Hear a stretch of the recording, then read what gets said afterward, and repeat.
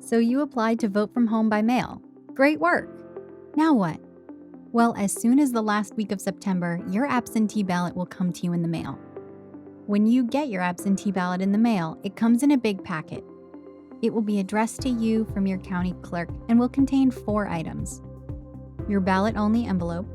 This is where you seal your ballot after you've marked your votes. Your voter statement with instructions. You have to fill this form out correctly or your ballot won't be counted. We'll spend some time on this in a bit. Your unmarked paper ballot. This is where you cast your votes. And finally, your pre-addressed return envelope. This is the envelope you send everything back to your county clerk in. Take a look at your voter statement. On it, you'll find instructions about returning the materials that come to you in the mail. Read those instructions carefully. This voter statement is from Pulaski County, but your county's statement will likely look different. On your statement, there will be a place for you to provide your full name as it appears on your voter registration.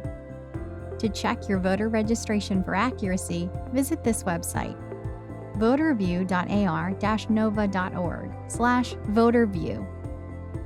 There will also be a place for you to provide your address, the place where you live.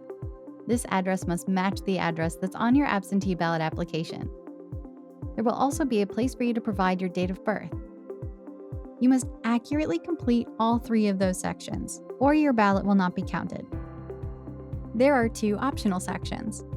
One for if you've chosen to vote via designated bearer, where your designated bearer will need to print their name and address and then sign your name. And another section for voters who cannot provide a photocopy of their valid ID. We really recommend that you enclose in your packet a photocopy of your ID and leave this section empty. Consider this optional section a last resort. And finally, sign your whole name in the signature section, as your name appears on your voter registration. If you don't sign the form, your vote will not be counted. The ballot itself is simple to navigate. Before you vote, make sure you do your research so you can make informed decisions.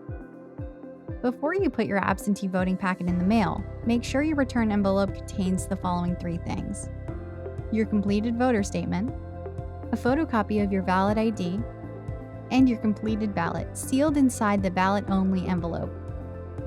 Put your return address and enough stamps on your return envelope.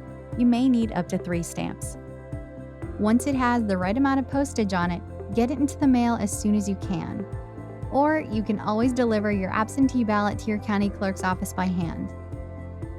If your ballot doesn't arrive at your county clerk's office by 7:30 p.m. on Election Day, your vote will not be counted.